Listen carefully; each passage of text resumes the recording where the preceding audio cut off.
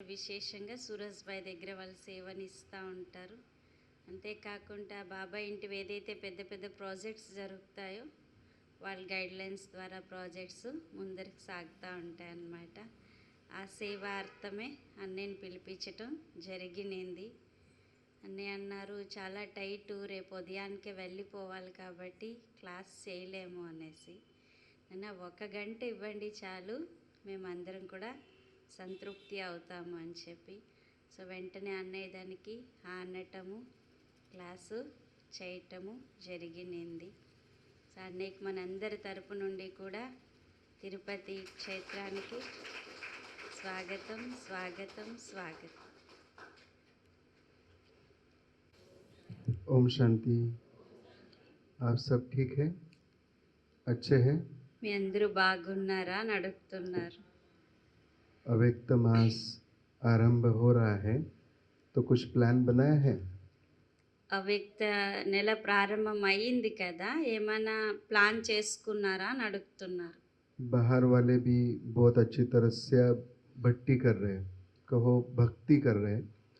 ये भक्ति उनको पवित्रता से व्रत पालन करते हुए अपने आराध्य को प्राप्त करने के लिए है, और हमारा व्यक्त मास का पुरुषार्थ उनकी मनोकामना पूर्ण करने वाला हो। బయట వాళ్ళు ఈసారి ఈ టైంలో ఎక్కువ భక్తి చేస్తారు, ఆరాధన చేస్తారు. అంటే పవిత్రత యొక్క వ్రతం పెట్టుకొని భక్తి చేస్తూ ఉంటారు. వాళ్ళు మానసికమైనటువంటి ఆలోచన ఏదైతే ఉందో అది పూర్తి అవ్వటం కోసం. మనం బట్టి ఎందుకు అనంటే వాళ్ళది ఏమైతే కోరిక ఉందో దాన్ని పూర్తి చేయించటం కోసం. अव्यक्त मास अव्यक्त बाप दादा पर्टिकुलरली ब्रह्मा बाप समान फरिश्ता बनने के लिए शक्ति एक्स्ट्रा देता है। అవ్యక్త మాసంలో బాబా పర్టికులర్గా అంటే ముఖ్యంగా బ్రహ్మ బాబా సమానం అయ్యేందుకోసం ఎగస్ట్రా శక్తి ఇస్తారు. समय का भी और महाकाल काल का भी सपोर्ट होता है, महाकाल का भी सपोर्ट होता है। थोड़ा हमारा अगर अव्यक्त मास में थोड़ा प्लान हो तो बहुत सुंदर अनुभव होते हैं और बाहर वालों को साक्षात्कार भी हो सकते हैं। అవ్యక్త నెల ఏమైతుందో అవ్యక్త నెల ఎట్లుంటుంది అంటే బాబా యొక్క సంయోగం ఉంటుంది, అంటే కాలంది సంయోగం ఉంటుంది, మహాకాలుడైనటువంటి తండ్రి యొక్క సంయోగం కూడా ఉంటుంది. ఈ అవ్యక్త నెలలోని కొంచెం పురుషార్థం, కొంచెం ప్రయత్నం మనం మంచిగా చేసినాము అని అంటే మనకి బాగుంటుంది. అంతేకాకుండా ఎవరైతే అంటే బయట భక్తి చేస్తున్నారు కదా వాళ్ళకి సాక్షాత్కారం కూడా జరుగుతుంది. बाप समान फरिश्ता बनने के लिए अव्यक्त मास में किस प्रकार से पुरुषार्थ होना चाहिए, कुछ बातें आपके सामने रखते हैं। लेकिन उसके पहले ये जानना चाहते हैं, बाप समान बनना माना क्या करना? బాబా అవ్యక్త మాసంలో మంచిగా పురుషార్థం చేసుకునేందుకోసం కొన్ని మాటలు మీ ముందర పెడతాను. అయితే దానికి ముందరగానే బాప్ సమానంగా తారు కావడం అంటే ఏంటి? क्या हम सभी ब्रह्मा बनेंगे? समान बनेंगे माना क्या होगा? సమానం అవటం అంటే ఏంటి? మనమంతా కూడా బ్రహ్మ అవుతామా? सभी ब्रह्मा होंगे? అందరూ బ్రహ్మ అవుతారా? अच्छा, ब्रह्मा बाबा ऐसे समझो, दादा लेखराज ब्रह्मा कैसे बने? మొదటిది అర్థం చేసుకోండి, దాదా లేఖరాజు బ్రహ్మగా ఎలా అయ్యారు? क्योंकि जब तक ब्राह्मण नहीं होते फरिश्ता नहीं बन सकते, और जब तक फरिश्ता नहीं होते देवता नहीं बन सकते। तो दादा लेखराज ब्रह्मा बनने तक की यात्रा अगर हमको पता हो तो क्लैरिटी आएगी पुरुषार्थ में। ఎప్పటి వరకైతే బ్రాహ్మణులు కాము అప్పటి వరకు ఫరిష్తా కాలేం, ఫరిష్తా కాలేదు అంటే దేవతలు కాలేం. అయితే దాదా లేఖరాజు బ్రహ్మగా ఎలా తయారయ్యారు? ఈ మాట మనకి ప్రాక్టికల్గా కరెక్ట్గా తెలిసింది అంటే మనకి పురుషార్థం ఈజీ అయిపోతుంది. समर्पण था, ओके, और त्याग, त्याग और तपस्या से, ओके, और ఇంకా ఏం చేసినారు? जो आप बता रहे हैं वो सारा करेक्ट है, लेकिन आप जो बोल रहे ब्रह्मा बनने के बाद वाली बात बता रहे हैं। మీరేమైతే చెప్తున్నారో కరెక్ట్‌గే చెప్తున్నారు. కానీ మీరు చెప్పింది ఏముందంటే బ్రహ్మ అయిన తర్వాత బాబా చేసినటువంటి మాటలు చెప్తున్నారు. కానీ దాదా లేఖరాజు నుంచి బ్రహ్మగా అయ్యేటటువంటి ఏ లక్షణాల నుంచి బాబా అట్లయినారు అంటారు అన్నయ్య. ओके, निश्चय भी किस पर? तो वो तो ब्रह्मा बाबा जब तक साक्षात पहचाने नहीं, निश्चय कैसे होगा? నిశ్చయం కూడా ఏ మాట మీద అని అడుగుతున్నారు. ఎంతవరకు శివబాబాని తెలుసుకోలేరో అంతవరకు బ్రహ్మగా ఎట్లా కాగలుగుతారు వాళ్ళు?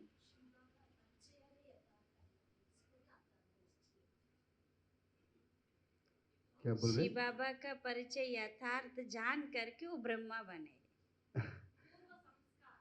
ओके, कल्प पहले वाले थे। चलो, टाइम हमारे पास कम है, थोड़ा सार रूप में लेते हैं। देखिए, भगवान का बनने के लिए सबसे पहले मालिक होना जरूरी है। భగవంతుడిగా అయ్యేందుకోసం మొట్టమొదట మనం మాలికులుగా కావాలి. मालिक अर्थात राजा होना जरूरी है। రాజుగా తయారు కావాలి అంటారు. మాలికుడు అంటే రాజుగా కావాలి అంటారు. क्योंकि जब तक कोई राजा न हो, भगवान के बारे में सोचना, भगवान का बनना, भगवान से मिलना असंभव है। ऐसा भक्ति का रेफरेंस है। ఎంతవరకు రాజు కాలేరు అంతవరకు భగవంతుని కలుసుకోవడం, భగవంతుని వాడిగా అవ్వటం, భగవంతుని నుండి ప్రాప్తి చేసుకోవటం ఇది అసంభవము అంటారు. भक्ति मार्ग में आप देखो, राम राजा है, कृष्ण राजा है, गौतम बुद्ध राजा है, जैनों के 24 तीर्थंकर राजा है। माना राजा होए बिगर भगवान के पास भी नहीं जा सकते। రాజు కాలేదంటే భగవంతుని దగ్గరికి వెళ్ళలేము. భక్తి మార్గంలో చూసుకుంటే రాముడు రాజునే, కృష్ణుడు రాజునే, గౌతమ్ బుద్ధుడు కూడా రాజునే. ఎంతవరకు రాజు కాలేదు అంతవరకు భగవంతుని దగ్గరికి వెళ్ళలేకపోయినారు. अगर हम मालिक हैं, मालिक का अर्थ क्या है, राजा का अर्थ क्या है? सब कुछ भोग के देखा है, इसमें कोई सार नहीं है। మాలికుడి యొక్క అర్థం ఏంటి, రాజు యొక్క అర్థం ఏంటి అన్నీ చూసినారు. దీంట్లో ఏం సారం లేదు అని తెలిసింది. सब कुछ भोग के हो गया है, और भोग के बाद ब्रह्मा बाबा के लिए, दादा लेखराज के लिए कहेंगे, भोग के बाद अनुभव आया है। जब तक अनुभव नहीं किया होगा, वैराग्य नहीं आएगा। అన్నీ అనుభవించిన తర్వాతనే వాళ్ళు జీవితంలో వైరాగ్యం వచ్చింది. గౌతమ్ బుద్ధుడు కానీ వీళ్ళందరూ కూడా వాళ్ళ జీవితంలో ఏమేమి అనుభవించాలో, ఏం చూడాలో అన్నీ చూసినారు. చూసిన తర్వాతనే వాళ్ళకి వైరాగ్యం అనేది వచ్చింది. అనుభవించిన తర్వాతనే వైరాగ్యం వచ్చింది. బ్రహ్మా బాబా కూడా జీవితంలో అన్నీ చూసినారు. सब कुछ भोग के देखा, लेकिन जो सुख मिलना चाहिए, जिसके लिए मानव का जन्म हुआ है, परमात्मा प्यार नहीं मिला। అన్నీ అనుభవించిన తర్వాత కూడా, అన్నీ వెతికిన తర్వాత కూడా ఏ మానవ జన్మలో ఏదైతే ఇంపార్టెంట్ మాట ఉంది కదా పరమాత్ముని ప్రాప్తి చేసుకోవటము, అది పొందుకోలేకపోయినారు. क्योंकि देखिए, इंसान है, आत्मा है, तो प्रेम जरूरी है, लेकिन वो प्रेम कैसा चाहिए? अनकंडीशनल। और अनकंडीशनल प्रेम प्रेम का सागर ही दे सकता है। మనిషి అయిన తర్వాత ప్రేమ కావాలి. ఆ ప్రేమ ఎట్లాంటిదంటే కండిషన్స్ లేకుండా ఉండాలి ఆ ప్రేమ. అయితే అలాంటి కండిషన్స్ లేకుండా ఉండేటటువంటి ప్రేమ మనుషులు ఎవరు ఇవ్వలేరు. అది ఇవ్వాలి అంటే భగవంతుడే ఇవ్వగలుగుతారు. सब कुछ मिलने के बाद भी मन संतुष्ट नहीं होगा, क्योंकि मन का मीत भगवान जो अनकंडीशनल प्यार दे सकता है, वो अभी मिला नहीं। అన్నీ ఉన్నా కానీ సంతృప్తి పొందలేకపోయారు. ఎందుకంటే ఈ మనస్సుకి ప్రియమైనటువంటి మిత్రుడు ఎవరంటే భగవంతుడు. వాళ్ళ నుంచి ఏమైతే ప్రేమ దొరుకుతుందో ఆ ప్రేమ అందులో ఎలాంటి కండిషన్స్ ఉండదు. అది భగవంతుడు తప్ప ఇంకే మనుషులు కూడా ఇవ్వలేరు అది. जब आत्मा सारा सुख भोग के जागती है, अनुभव करती है, समझ जाती है, इसमें कोई सार नहीं, तो आध्यात्म आरंभ होता है। అన్నీ అనుభవించిన తర్వాత, అన్నీ చూసిన తర్వాత, అన్నీ తెలిసిన తర్వాత తెలిసింది దీంట్లో ఏమీ సారం లేదు అని. ఎప్పుడైతే ఏమీ సారం లేదని తెలిసినిందో అప్పుడు ఆధ్యాత్మికత అనుభవం చేయటం ప్రారంభమయ్యింది. आपको लगता है इस संसार में कोई सार है? మీకు అనిపిస్తుందా ఈ సంసారంలో ఏమైనా సారం ఉంది అనేసేసి? रोज सुबह उठना, भोजन करना, फिर सो जाना, फिर उठना, फिर भोजन करना, फिर सो जाना। क्यों जिए पता नहीं, कौन जिया पता नहीं, खा खा के कितना अनाज ओम शांति कर दिया। అందరికీ అర్థమైపోయింది కదా ఇది. పొద్దున్నే లేచినాం, వంట చేసినాం, భోంచేసినాం, మళ్ళీ నిద్రపోయినాం. మళ్ళీ మరుసటి రోజు సేమ్ లేచినాం, భోంచేసినాం, నిద్రపోయినాం. ఎందుకు బ్రతుకుతున్నామో తెలీదు, ఎందుకు నిద్రపోతున్నామో తెలీదు, ఎందుకు తింటున్నామో కూడా తెలీదు. और बच्चों को पालना तो एनिमल्स भी करते हैं, संभालते हैं, वो कोई बात नहीं है। लेकिन कौन पाल रहा है, मैं कौन हूँ, ये जब तक नहीं जानेंगे जीवन सार्थक नहीं हो सकता। మీ ఇంట్లో పిల్లల్ని పాలన చేసేది ఉండుండొచ్చు. అది మనమే కాదు జంతువులు కూడా చేస్తుంది కదా అంటారు జన్మ ఇచ్చిన తర్వాత. కానీ ఏంటి అంటే నేను ఎవరు అటువంటి మాట అంతవరకు ఈ జన్మ సార్థకం కానట్టే. तो ब्रह्मा बनने के लिए, ब्रह्मा अर्थात ब्राह्मण बनने के लिए जिसने जीवन का सार समझ लिया है, वो सारसत्व ब्राह्मण बन सकता। బ్రహ్మ అయ్యేందుకోసము బ్రహ్మ బాబా జీవితం యొక్క సారం తెలుసుకో ఉన్నారు. అక్కడ ఇంకేమీ లేదు అని చెప్పి బాబాకి అర్థమైపోయింది. ఆ సారం కరెక్ట్‌గా తెలిస్తేనే వాళ్ళే సారతత్వ బ్రాహ్మణులుగా కాగలుగుతారు. హ్మ్. ब्रह्मा ब्राह्मण, ब्राह्मण किसे कहते थे? आप अष्टवक्रा की कहानी जानते हैं? అష్టవక్రుడి యొక్క కథ మీకు తెలుసా అని అడుగుతున్నారు. दो कहानी फेमस है। एक तो उनके जन्म की और दूसरी जनक राजा ने उनको गुरु बनाया। ఒకటి అతని జన్మ కోసము, ఇంకోటి జనకుడు అతన్ని గురువుగా చేసుకో ఉన్నారు. कहते हैं अष्टवक्रा के जन्म के समय, पहले जन्म के पहले उनके पिताजी बहुत विद्वान पंडित थे। वो पूजा अर्चना कर रहे थे और माँ के गर्भ से अष्टवक्रा सुन रहे थे। लेकिन ये अभिमन्यु से थोड़ा एडवांस थे, गर्भ में सुन भी सकते थे और गर्भ से बोल भी सकते थे। అష్టవక్రుడి జన్మ కోసం చెప్తారు. వాళ్ళమ్మ భక్తి చేస్తాను తన గర్భంలో ఉండేటప్పుడు. జ్ఞానం ఏమన్నా వింటా ఉన్ను. అయితే అభిమన్యుడు కేవలం వింటా ఉన్ను. కానీ అష్టవక్రుడి కోసం ఏం చెప్తారంటే తను వింటారు, తిరిగి చెప్పను కూడా చెప్పగలుగుతారు. కొంచెం అడ్వాన్స్ ఇతను. तो जब उनके पिताजी मंत्र श्लोक पढ़ रहे थे, तो अंदर से आवाज निकली सब बकवास है। వాళ్ళ నాన్నగారు ఏమంటేనే మంత్రాలు, శ్లోకాలు చదువుతా ఉంటారు. చదువుతా ఉంటుంటే లోపల నుంచి ఒక మాటొస్తది. ఇదంతా వేస్టు, పనికిరాంది అనేసేసి. तो पिताजी को गुस्सा आया। వాళ్ళ నాన్నగారికి అప్పుడు కోపమొస్తుంది. उसने शाप दिया, अष्टवक्र भव। అప్పుడు వాళ్ళ నాన్నగారు శాపం ఇచ్చేస్తున్నారు. అష్టవక్రుడుగా కానీ అనేసేసి. तो जब बच्चा बाहर आया तो 8 जगह से शरीर आड़ा टेढ़ा था। బయటొచ్చిన తర్వాత ఆ బిడ్డ 8 రకాలుగా వంకరగా తిరిగేస్తున్నారు. दूसरी कहानी है राजा जनक ने अपने राज्य में, डबल अंडरलाइन वाली बात है, एक बात को समझना पड़ेगा। राजा जनक राजा है, राजा लोगों को इच्छा होती है भगवान के पास जाने की। राजा जनक ने शास्त्र पर चर्चा करने के लिए, शास्त्रार्थ करने के लिए सभी ब्राह्मणों को बुलाया था। ఆ క ఇంకో కథ ఏంటి అంటే అష్టావక్రుడిది. రాజా జనకుడు. ఈ మాట కొంచెం డబుల్ అండర్‌లైన్ చేసుకోండి. రాజా జనకుడు అందరు బ్రాహ్మణుల్ని పిలిపించినారు. శాస్త్రార్థంగా వాటన్నింటి కోసం చర్చ చేయాలి అని చెప్పేసేసి. काफी देर तक चर्चा चली थी, तो किसी ने अष्टवक्रा को बताया होगा कि आप भी देखो। तो जैसे ही अष्टवक्रा सभा में गए, सब लोग हंसने लगे। फिर राजा जनक भी हंसा। सारे सब लोग जब हंसकर रुक गए, तो अष्टवक्रा हंसने लगे।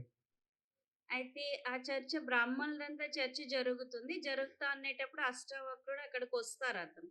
వస్తే అందరూ అతన్ని చూసి నవ్వుతారనమాట. అందరూ కాకుండా మళ్ళీ రాజు కూడా నవ్వుతారు అతన్ని చూసి. ఆ తర్వాత అష్టావక్రుడు కూడా దాన్ని చూసి నవ్వుతారు అన్నమాట. तो राजा जनक रुक गए। कि बच्चा है 9-10 साल का, पूछा आप क्यों हंसे? మేమంతా నవ్వుతున్నాం ఓకే. నువ్వెందుకు నవ్వుతున్నావు అని చెప్పేసి రాజా జనకుడు అష్టావక్రుడిని అడుగుతారు. ఎందుకంటే తను 9, 10 సంవత్సరాల వయసు బిడ్డ కాబట్టి. तो अष्टवक्र ने कहा, चंबारों की सभा में शास्त्रार्थ हो रहा है इसलिए हंसी आ रही है। कौन सी सभा? चंबार जो चप्पल पहनते ना, अच्छा. चर्मकार क्या बोलते, చర్మకారుల యొక్క సభ జరుగుతాంది. ఎందుకంటే అందరూ శరీరమే చూసుంటారు కదా! ఆ చర్మకారుల యొక్క సభ జరుగుతాంది. దేనిపైన అంటే శాస్త్రాల పైన.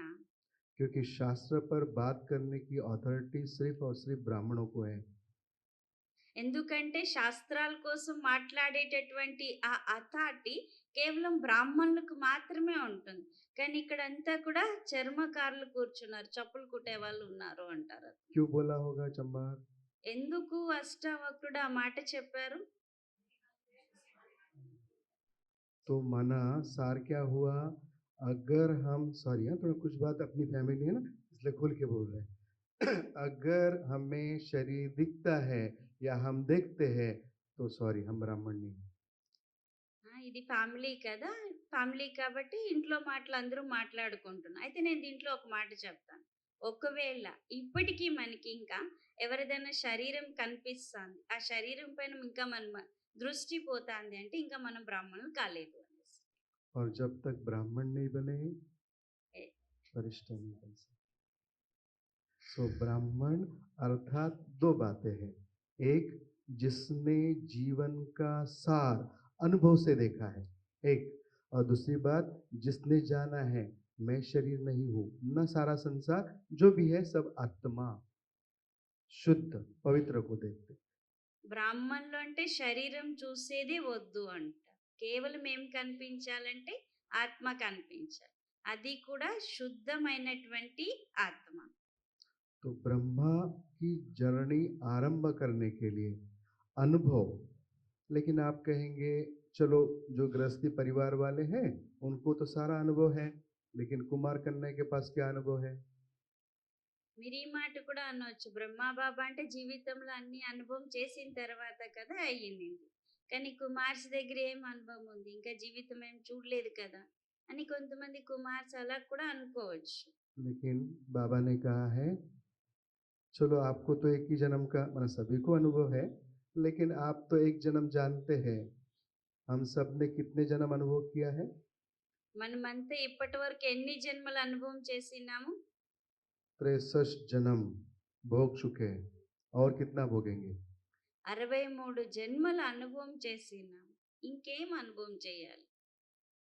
63 जन्म कलयुग के जो भी है वो तो भोग चुके हैं ना। ఈ ఎప్పుడైతే ద్వాపర యుగం ప్రారంభమయ్యింది కదా! అప్పటి నుంచి ఇప్పటి వరకు 63 జన్మలు ఏం అనుభవం చేయాలో చేసినాం. ఇంకేం చేయాలి? तीसरी बात, ब्रह्मा बाबा निश्चय होने के लिए उनको साक्षात्कार हुआ, हमको तो साक्षात्कार नहीं हुआ। ఇంకో మాట కూడా మనం చెప్తాం. బ్రహ్మ బాబాకి నిశ్చయం అవటం కోసం బ్రహ్మ బాబాకి సాక్షాత్కారమైంది. కానీ నాకైతే ఏం సాక్షాత్కారం కాలేదు కదా! अब साक्षात्कार नहीं हुआ तो छूटा नहीं। సాక్షాత్కారం కాలేదు కాబట్టి పాత ప్రపంచాన్ని వదలలేకపోతున్నాం. लेकिन अब थोड़ा सोचो, जिस समय ब्रह्मा बाबा को दादा लेखराज जी को साक्षात्कार हुआ था उस समय संसार इतना बुरा नहीं था जो आज है। బ్రహ్మ బాబాకి ఎప్పుడైతే సాక్షాత్కారం అయ్యింది కదా! బాబాకి సాక్షాత్కారం అయ్యేటప్పుడు ప్రపంచం ఈ రకంగా లేదు. ఇంకొంచెం సతోగా ఉన్నింది. ఈరోజు ఎంత తమో ప్రధానం అయిపోయిందో అంత లేదు ఆ బ్రహ్మ బాబాకి సాక్షాత్కారం అయినప్పుడు. मना दादा लेखराज को सिर्फ सिर्फ साक्षात्कार हुआ, हम रोज साक्षात भोग रहे हैं। బ్రహ్మ బాబాకి కేవలం సాక్షాత్కారం మాత్రమే అయ్యింది. కానీ మనకిప్పుడు సాక్షాత్ అనుభవం చేస్తున్నాం. भोग से तो जाग जाना चाहिए। ఇంత దుఃఖం అనుభవం చేసిన తర్వాత మేల్కోవాలి కదా! क्योंकि सिर्फ त्याग से काम नहीं चलेगा, त्याग से तपस्या आरंभ होगी, लेकिन वैराग्य के लिए परमानेंट वैराग, बेहद का वैराग के लिए जागना जरूरी है। जागना अर्थात समझना। త్యాగంతో పని పూర్తి అయిపోదు. చేసినామంటే తపస్సు చేయగలుగుతాం. కానీ త్యాగంతో పాటు ఇంకొకటి ఏం అవసరం అంటే వైరాగ్యం అవసరం.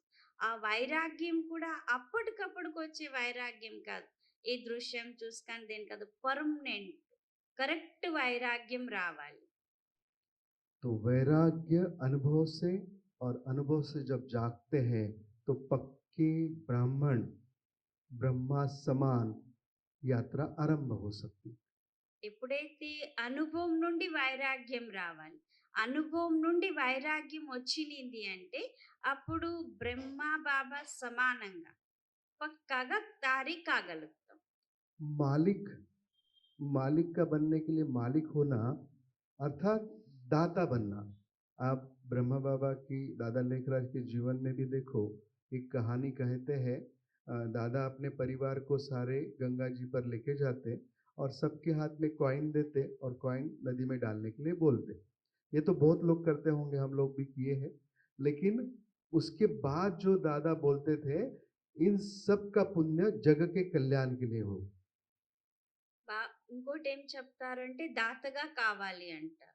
దాతగా అయ్యేదాని విషయంలో బ్రహ్మ బాబాది వాళ్ళ యొక్క జీవిత కహానిలో ఒక మాట చెప్తారు. బ్రహ్మ బాబా గంగా నది ఒడ్డుకి వెళ్తారు. అక్కడెళ్ళేసేసి అతనికి ఎంతమంది పిల్లలున్నారో వాళ్ళందరి చేతికి డబ్బులిస్తారు. డబ్బులిచ్చేసి ఏం చేస్తారంటే నదిలో వేయమంటారు. ఇది సహజంగా అందరూ చేస్తారు. కానీ అంతా వేసిన తర్వాత బ్రహ్మ బాబా ఒక మాట చెప్తారు. వీళ్ళందరూ ఏమైతే దానం చేసినారో ఈ దానము జగ కళ్యాణార్థం కానీ అని చెప్పి బ్రహ్మ బాబా ఆ మాట చెప్తారు. मना ब्राह्मण अर्थात शुद्ध, ब्राह्मण अर्थात सत्य और ब्राह्मण अर्थात दाता। బ్రాహ్మణులు అంటే అర్థము ఫస్ట్ శుద్ధము, బ్రాహ్మణులు అంటే అర్థము సత్యత, బ్రాహ్మణులు అంటే అర్థము దాత. तो मालिक, जब तक हम अपने मालिक नहीं बनते हैं, उस मालिक के समान या मालिक के साथ भी नहीं बैठ सकते। ఎంతవరకు మనపైన మనం మాలికులుగా కాలేమో అంతవరకు మాలిక్ సమానంగా కానీ లేదా ఆ మాలిక్ జతలో కూడా ఉండలేం మనము అంటారు. अभी लास्ट संडे की वाणी में बाबा ने बताया, बाप समान अर्थात उसके लिए क्या चाहिए? లాస్ట్ సండే మురళిలో బాబా ఒక మాట చెప్పారు. బాబా సమానం అంటే అర్థము దానికోసం ఏం కావాలి? हाँ जी, साक्षी, है ना?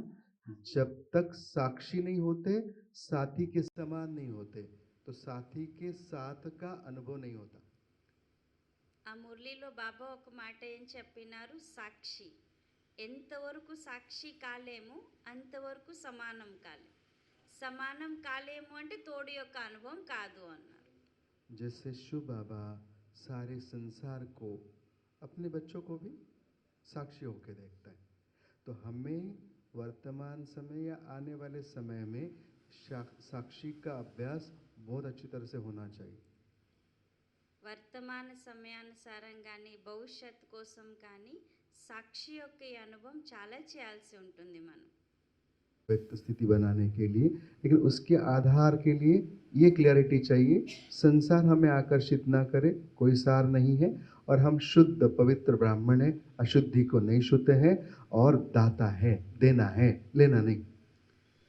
ఈ అవ్యక్త మాసంలో ఎగస్ట్రా పురుషార్థం చేసుకోవాలి. అయితే ఎగస్ట్రా పురుషార్థం చేసి దాని నుంచి ప్రాప్తి పొందుకునేందుకోసము 3 మాటలు గుర్తుపెట్టుకోవాలి. నేను బ్రాహ్మణులు, ఒకటి శుద్ధం ఉండాలి, రెండోది సత్యత ఉండాలి, మూడోది నేను దాత అయినాను, ఎవరి నుండి ఏమి కూడా నేను తీసుకోకూడదు.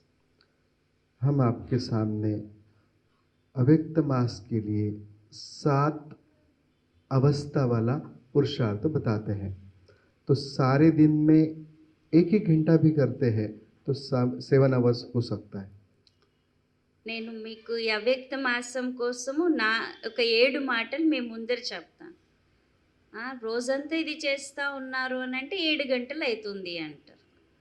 जनरली हम इसको 7/7 कहते हैं, एक पुरुषार्थ 7 दिन, ऐसे 7 पुरुषार्थ, तो ఒక लगभग పురుషార్థము 7 రోజులు అట్లా 7 గంటలు. तो आप अगर ये 1 घंटा भी करते हैं तो भी अव्यक्त मास, अव्यक्त स्थिति बनाने के लिए बहुत सहज हो सकता है। ఈ 7 మాటలు ఏదైతే చెప్తామో 7 మాటలు మీరు ప్రయత్నం చేశారు అంటే, అవ్యక్త మాసంలో మీకు పురుషార్థం చేసుకునేందుకోసం చాలా సహజమవుతుంది. इसमें सबसे पहली बात, दिनचर्या तो आप पता है आप उसको फॉलो करेंगे ही। पहली अवस्था जो है वो है विदेही अवस्था। మొదటి అవస్థ ఏంటి అంటే విదేహి అవస్థ. ठीक है, ये 7 अवस्था के बारे में हम बात करते हैं। दिनचर्या में कब करना है उसके बारे में बात करते हैं। దినచర్య కోసం తర్వాత ఇప్పుడు దీనికోసం మాట్లాడతాం. विदेही का अर्थ क्या समझते हैं आप? విదేహి అంటే అర్థం ఏంటి? हाँ, सिंपल बात तो है, देह से अलग है। ओके ना? సింపుల్ మాట ఏంటి అంటే దేహం నుండి వేరవ్వటం. हाँ, लेकिन इसमें थोड़ा सा है, देह से अलग है, ये भासना आने के लिए देह में होना जरूरी है। దేహం నుండి వేరైనాను అని ఫీల్ అవ్వేందుకోసం దేహం కావాలి. क्योंकि अलग है तो दिखाई देना चाहिए दोनों। तो मैं देह में देही अर्थात विदेही, ये अभ्यास हो। నేను ఈ దేహంలో దేహి అంటే విదేహి అని ఈ అభ్యాసం చేయాలి. इसको आप ऐसा समझो, एक मकान है, घर है, ठीक है ना, उसमें मालिक है। मालिक घर का मालिक है, कहाँ भी जा सकता है, लेकिन मालिक अलग है, मकान अलग है। ఒక ఇల్లు ఉంటుంది, ఇంటికి మాలికులు ఉంటారు, ఆ మాలికుడు ఎక్కడైనా వెళ్ళొచ్చు. అయితే ఇల్లు వేరు మాలికుడు వేరు కదా అంటారు. तो ये अनुभूति शरीर में होते हुए मैं अलग हूँ, ये करना विदेही अवस्था। శరీరంలో ఉంటూ కూడా ఈ శరీరం నుంచి నేను వేరు అని ఈ అనుభవం చేయటం విదేహి స్థితి. ओके ना? कैसे करेंगे? साथ साथ करते चलते हैं। चलिए अलर्ट ఎలా होके बैठे। చేస్తాము? జతలోనే చేస్తాము. అందరూ అలర్ట్ అయి కూర్చోండి అంటారు. हाथों को, రెడ్ లైట్ చేయి. हाँ कर सकते हैं, लेकिन రెడ్ లైట్ కావాలి. एक बीच में लगा देंगे तो भी, हाँ ओके चलेगा। हाँ, 2-3 बातें हैं, कोशिश करें ज्ञान मुद्रा में बैठे। ओके, అన్నయ్య చెప్పేటటువంటి ఈ ముద్ర ఉంది కదా, ఈ ముద్రలో కూర్చునేటటువంటి ప్రయత్నం చేయండి అంటున్నా. हाथों को पैरों को क्रॉस नहीं करना है। మీ కాళ్ళు చేతులు ఫ్రీగా వదిలేసేయండి అంటున్నా. जितना आप बांध के रखेंगे उतना बॉडी कॉन्शियस अनुभव होगा। దాన్ని టైట్ పెట్టుకున్నామంటే బాడీ కాన్షియస్ ఫీల్ అవుతుంది అంటారు. अगर आपको ठंड लग रही है तो फैन थोड़ा कम कर सकते, बंद कर सकते। ఎవరికైనా చలి అనిపిస్తుందంటే ఫ్యాన్స్ బంద్ చేయమంటే చేసేస్తారు అంటారు. ओके, 1 सेकंड के लिए आंखें बंद कर लें। ఒక సెకండ్ కోసం అందరూ కళ్ళు మూసుకునేసేయండి. सारी शक्ति को भ्रुकुटी में देखें। అన్ని శక్తుల్ని మీ బ్రుకుటిలో చూస్తూ ఉండండి. आप मालिक हो। నేను మాలిక అయ్యాను. मैं चैतन्य शक्ति भ्रुकुटी सिंहासन पर, నేను చైతన్య శక్తి బ్రుకుటి సింహాసనం పైన. अब धीरे धीरे आंखें खोलना है। నెమ్మది నెమ్మదిగా కళ్ళు తెరుచుకోండి. अभी आंखें बंद ना हो। తెరిచిన కళ్ళు మళ్ళీ మూసుకునేది వద్దు. ये तन का मालिक हो। मैं देह को फील करने वाली, देह को चलाने वाली विदेही। ఈ శరీరానికి నేను మాలిక్ అయినాను. దేహాన్ని నడిపించేటటువంటి, దేహాన్ని ఫీల్ చేసుకునేటటువంటి విదేహి అయ్యాను.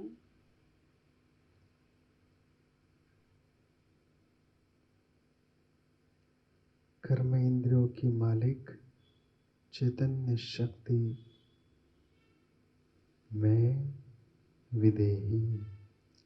కర్మేంద్రియాలకి మాలికులు చైతన్య శక్తి, నేను విదేహి అయ్యాను.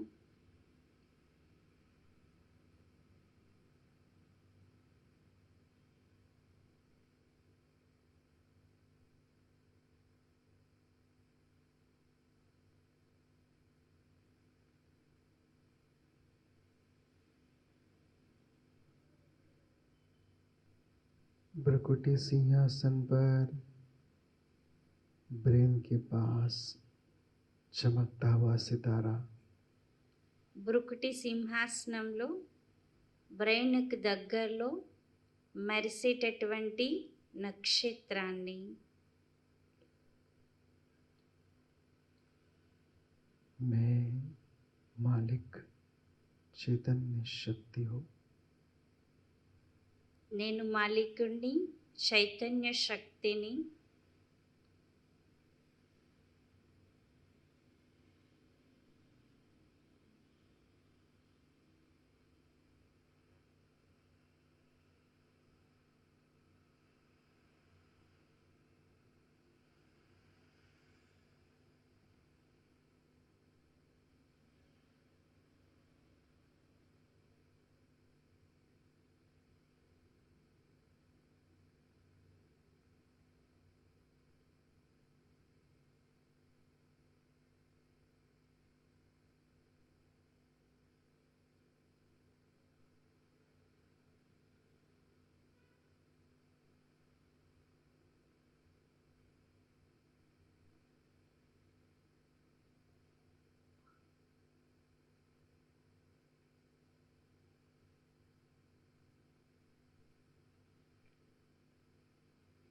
दिल से बाबा को धन्यवाद करें.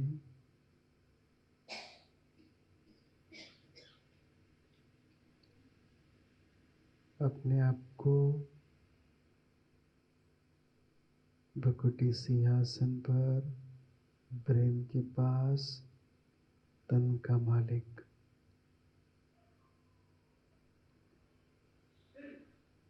మీకు మీరు బ్రుకుటి సింహాసనంలోని బ్రెయిన్కి దగ్గరలోని ఈ శరీరానికి మాలికై కూర్చోన్నారు.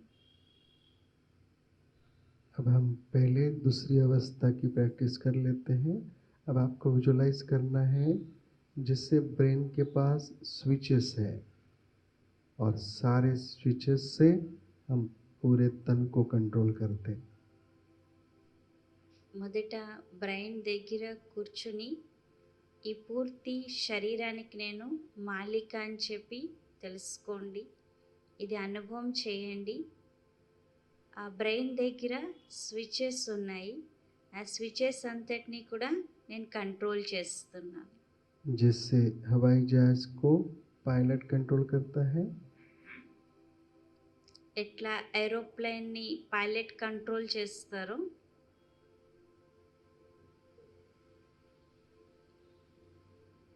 अब मैं आत्मा पैरों का स्विच ऑफ कर दे.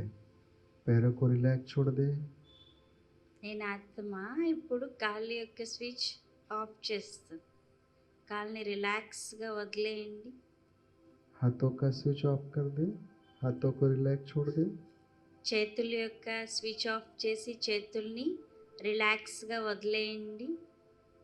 पूरे शरीर का स्विच ऑफ करते हैं. పూర్తి శరీరం యొక్క స్విచ్ ఆఫ్ చేసేసేయండి. सिर्फ भ्रुकुटी चमकती है. కేవలం బ్రుకుటిలోని మెరుస్తూ ఉన్నాను. दूसरी अवस्था है मैं अशरीरी. రెండో అవస్థ నేను అశరీరి. मैं शरीर से अलग चैतन्य शक्ति अशरीरी आत्मा. శరీరం నుండి భిన్నము చైతన్య శక్తి అశరీరి ఆత్మ అయ్యాను. जैसे मैं आत्मा अपने स्थूल शरीर को नीचे फील करता, मैं ऊपर हूँ. నేను ఆత్మ ఈ స్థూల శరీరాన్ని నేను కిందకి ఫీల్ చేసుకుంటున్నాను. నేను ఆత్మ ఈ శరీరానికి పైన ఉన్నాను.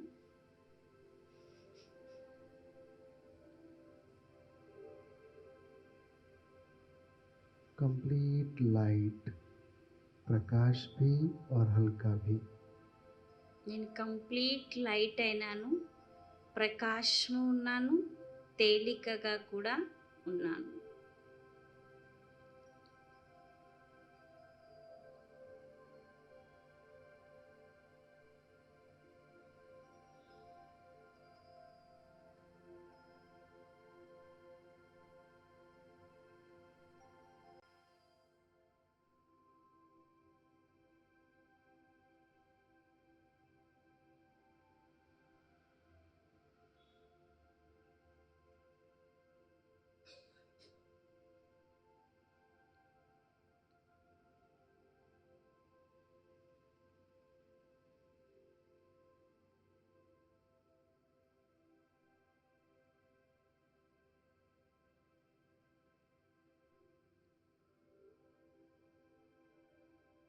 मैं अशरीरी आत्मा इस शरीर से जैसे अलग होती हो, कंप्लीट लाइट अनुभव होता।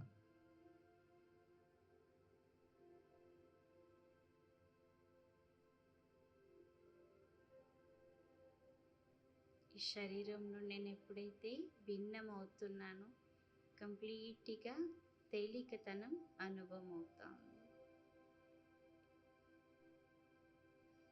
मैं अशरीरी आत्मा अब सूक्ष्म शरीर में प्रकाश का शरीर, నేను అశరీరి ఆత్మ ఇప్పుడు సూక్ష్మ శరీరం ప్రకాశ శరీరంలో ఉన్న मैं अशरीरी फरिश्ता నేను అశరీరి ఫరిస్తాను. चले इस तन से अलग, इस संसार से अलग, बादलों के पार, डबल लाइट, अशरीरी फरिश्ता सूक्ष्म वतन में। ఈ సూక్ష్మ శరీరంతో చాలా తేలిగ్గా అయ్యి డబల్ లైట్గా అయ్యి మేఘాలంతా కూడా దాటుకొనేసేసి బాబా దగ్గరికి చేరుకుంటా ఉన్నాను.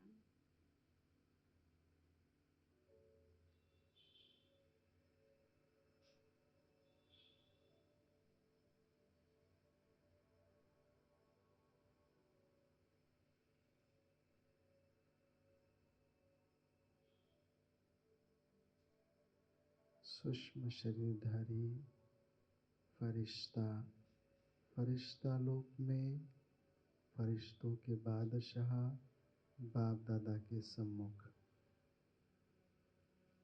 సూక్ష్మలోకంలోని ఫరిష్తాలు ఉండేటటువంటి స్థానంలోని ఫరిష్తాలతో పాటు బాబ్ దాదా ఎదురుగా ఉన్నాను. बाप दादा से बहुत प्यार से पावरफुल दृष्टि लेते हुए బాబ్ దాదా నుండి చాలా ప్రీతిగా దృష్టి తీసుకుంటా ఉన్నాను.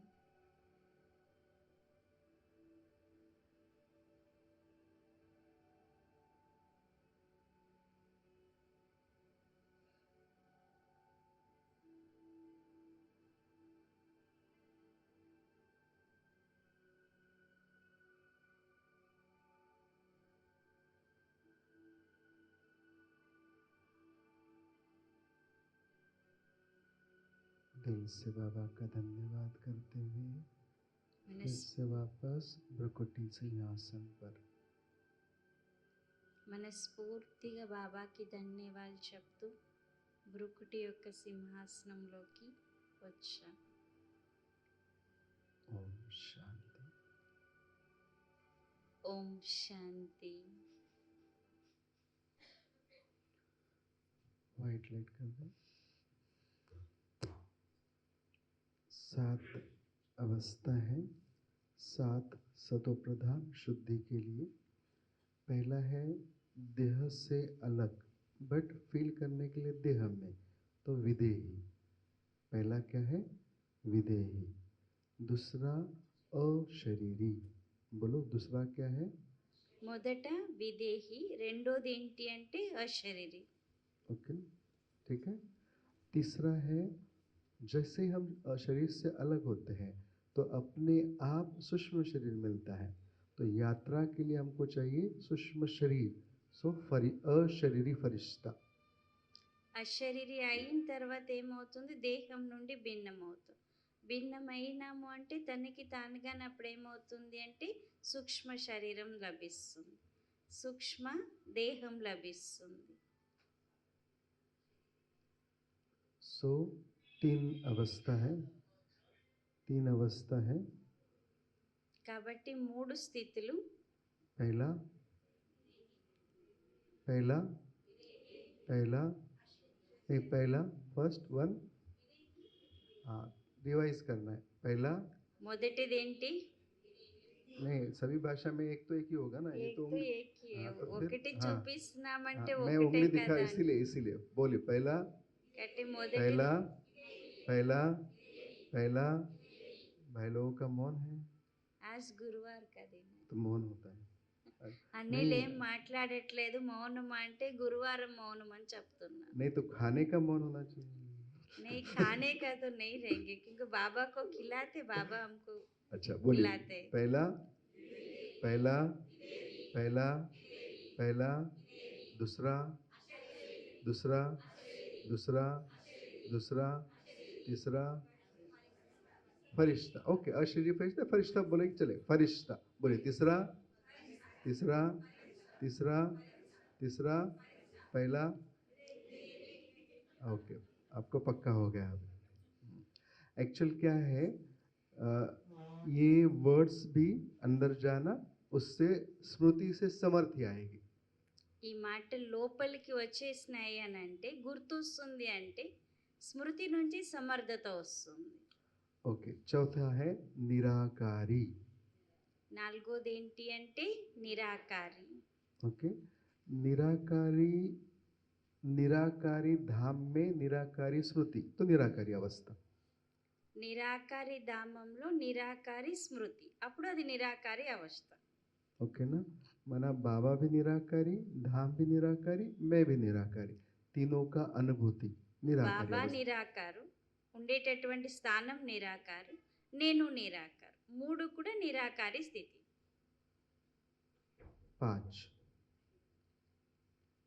5 है अनादि अवस्था ఐదోది ఏంటి అంటే అనాది స్థితి. नहीं अवस्था ही बोलना है అచ్చా, अनादि అవస్థ.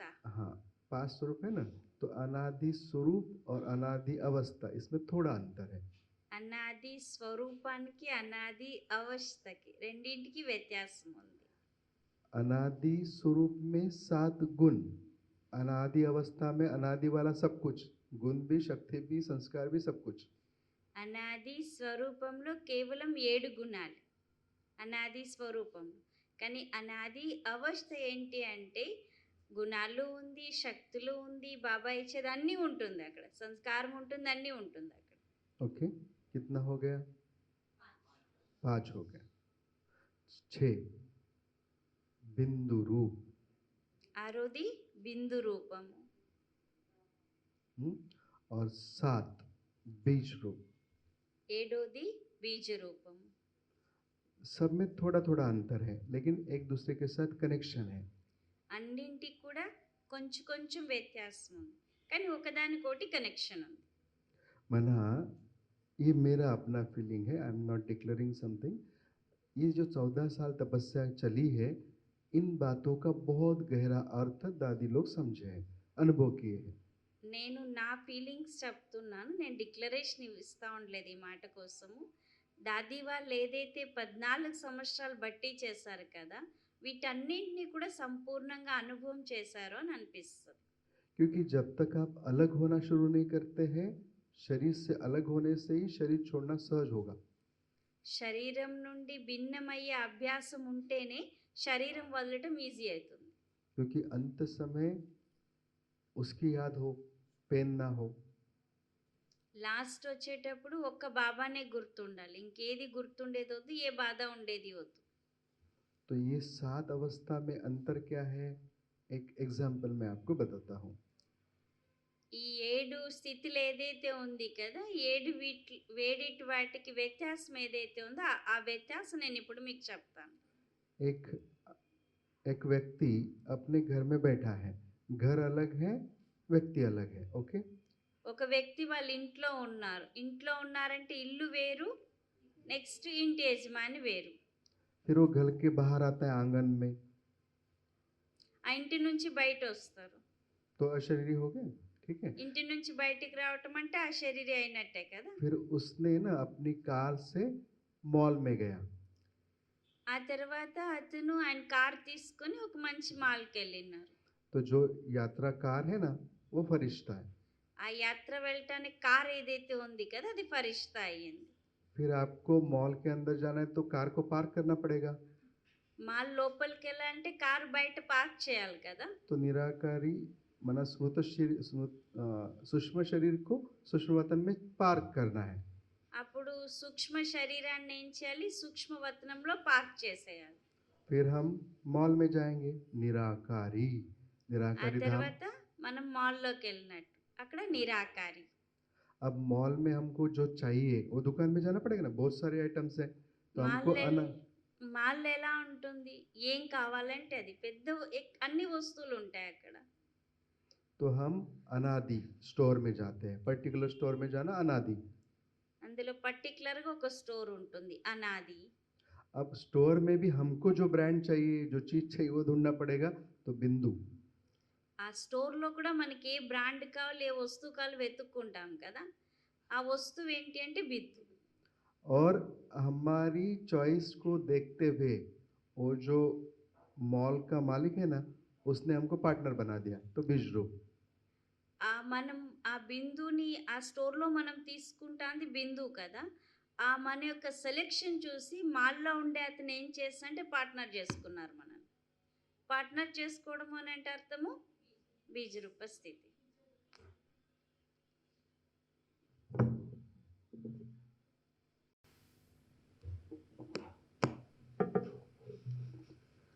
तो ये 7 अवस्था को एक बार योग प्रयोग करते हैं, उसके बाद पूरा करते हैं। ओके, ठीक. एक बार 7 रेड స్థితులు ఏదైతే ఉందో ఇంకొకసారి మనము रेड लाइट कर दी। ప్రాక్టీస్ చేస్తాము. ప్రాక్టీస్ చేసి ఒకసారి దాన్ని అనుభవం చేస్తాము. ओके, एक सेकंड के लिए आंखें बंद कर ले, फील करें आप अलग हो, विदेही। రెడ్ లైట్ వేయండి. इस शरीर का मालिक मैं आत्मा, विदेही हूँ, मालिक हूँ। ఈ శరీరానికి నేను ఆత్మ, విదేహి అయినాను, మాలిక్ అయినాను. अब मैं मालिक शरीर से अलग अशरीरी। నేను మాలిక, శరీరం నుండి భిన్నము, అశరీరి అయ్యాను. सूक्ष्म शरीर लेते हुए सूक्ष्म वतन तक। అశరీరి అయి ఉండేది ఎక్కడ? సూక్ష్మవతనం, సూక్ష్మలోకం. सूक्ष्म शरीर से अलग होकर एक सेकंड में निराकारी। సూక్ష్మ శరీరం నుండి కూడా భిన్నమయ్యి ఒక్క సెకండ్లో నిరాకారి. निराकारी धाम, निराकारी बाबा के पास। నిరాకారి ధామము, నిరాకారి తండ్రి దగ్గర. अनादि गुण, अनादि संस्कार, अनादि शक्तियों को अनुभव करते हुए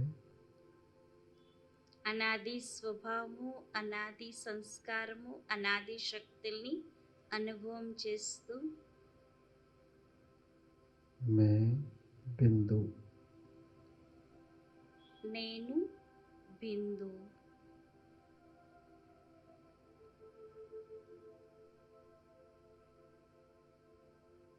जब हम फुल होते हैं तो फुल स्टॉप लगा सकते हैं। ఎప్పుడైతే మనం ఫుల్ అవుతామో అప్పుడు ఫుల్ స్టాప్ పెట్టగలుగుతాము.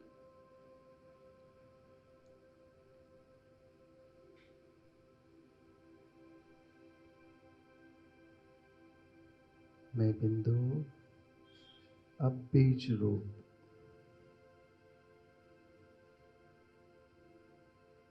बीज रूप बाबा के पास, मास्टर बीज रूप। బీజ రూపమైనాను. బీజ రూపుడు తండ్రి ఎదురుగా మాస్టర్ బీజ రూపం అయ్యాను. मनुष्य सृष्टि का ये वृक्ष, उसके बीच में सर्वशक्तिवान की शक्ति सारे पत्तों को देते हुए మనుష్య సృష్టి యొక్క బీజ రూపం అయ్యాము. ఈ పూర్తి వృక్షానికి శక్తిని ఇస్తా ఉన్నాము. जो बाबा की शक्तिशाली जीवन रस हर एक पत्तों को पास करने वाले, फैलाने वाले मैं मास्टर बीज रूप। శివబాబా శక్తివంతులు ఆ తండ్రి నుండి అన్ని శక్తులు తీసుకొనేసేసి పూర్తిగా వ్యాపింపచేసేటటువంటి వృక్షమంతా వ్యాపింపచేసేటటువంటి మాస్టర్ బీజ రూపం అయ్యాను.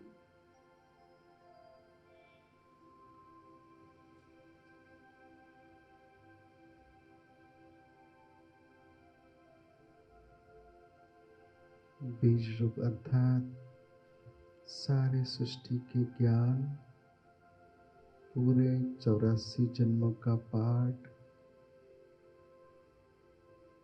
బీజ రూపం అంటే అర్థము పూర్తి సృష్టి యొక్క జ్ఞానము, 84 జన్మల యొక్క కథ चले अपने पहले जन्म అన్నీ में, దాటుకున్నాను. सतयुग के पहले जन्म में चले, సత్యుగం యొక్క మొదటి జన్మకు వెళ్తాము. स्वर्ग का सुख, पूरी आयु का सुख, స్వర్గం యొక్క సుఖము, పూర్తి ఆయుష్ యొక్క సుఖము, सारे जन्मों का सुख, అన్ని జన్మల యొక్క సుఖము,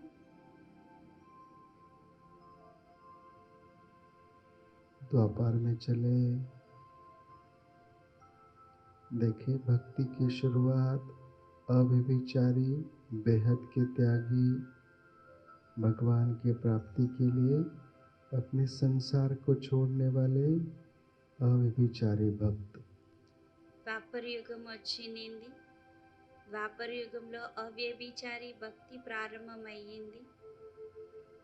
ప్రాప్తి చేసుకునేందుకోసము సంసారాన్ని త్యాగం చేసేటటువంటి అవ్యభిచారి భక్తులు ఉన్నారు.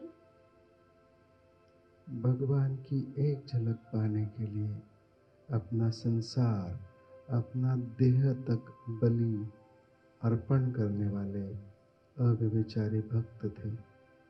భగవంతుని ఒక్క క్షణం ప్రాప్తి చేసుకోవాలని చెప్పేసి అవ్యభిచారి భక్తి చేస్తూ ఉన్నారు.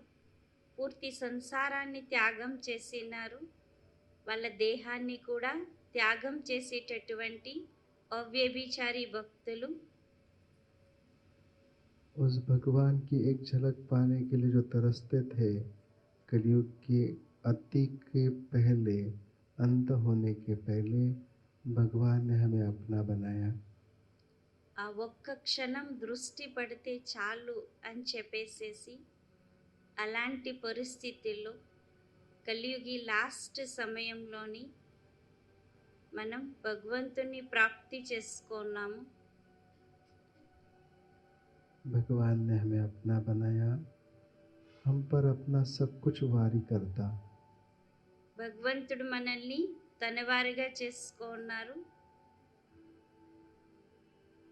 जिसकी एक झलक पाने के लिए तड़पते थे, वो सदा साथ रहता। ఒక్కసారి దృష్టి పడితే చాలు అని చెప్పి వెతుకుతా ఉన్నారు. అలాంటి తండ్రిని మనం ప్రాప్తి చేసుకున్నాము. सारे जीवन का, सारे जन्मों का सुख का अनुभव मैं मास्टर बीज रूप, పూర్తి జన్మలు అన్నింటి సుఖం యొక్క అనుభవం చేసేటటువంటి నేను మాస్టర్ బీజ రూపం అయ్యాను. सर्वशक्तिवान की सकाश मास्टर बीज रूप बन हर एक आत्मा तक पहुँचाता। సర్వశక్తుడి యొక్క సకాశ్ ఏదైతే ఉందో అది తీసుకొని పూర్తి విశ్వంలో ఉండేటటువంటి అనేక మంది ఆత్మల దగ్గరికి చేరుస్తూ ఉన్నాను. सभी आत्माओं का जीवन निर्विघ्न,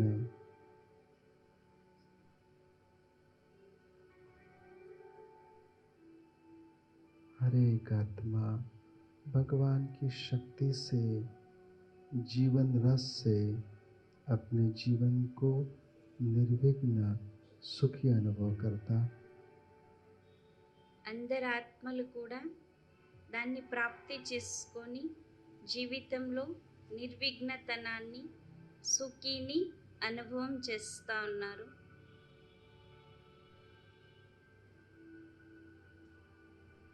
दिल से बाबा का धन्यवाद करें और वापस भ्रुकुटी आसन पर హృదయపూర్వకంగా బాబాకి ధన్యవాదాలు చెప్పి వాపస్సు బురుకుటి ఆసనం పైకి కూర్చోండి. ओम शांति। ఓం శాంతి. वाइट लाइट कर दो। तो अव्यक्त मास का आनंद और बाबा के वरदानों से भरपूर होने के लिए ब्रह्मा को जानना, सच्चा ब्राह्मण बनना और ये 7 अवस्था को प्रैक्टिकल लाना, तो अव्यक्त मास का सुख आपको मिलेगा। आप सभी निरोग रहे, निर्विघ्न रहे, बाबा का प्यारा पर बरसता रहे, ये शुभकामना करते हुए पूरा करते हैं। ओम शांति। Thank you. అవ్యక్త మాసంలోని ఈ 7 స్థితులు ఏదైతే చెప్పినారో వీటిని అనుభవం చేసుకుంటూ అవ్యక్త నెలలో ఏదైతే పురుషార్థం చేసుకుంటూ అందరూ కూడా బాబా సమానంగా సంపూర్ణంగా సమానంగా కావాలని చెప్పి ఆశిస్తూ ఓం శాంతి.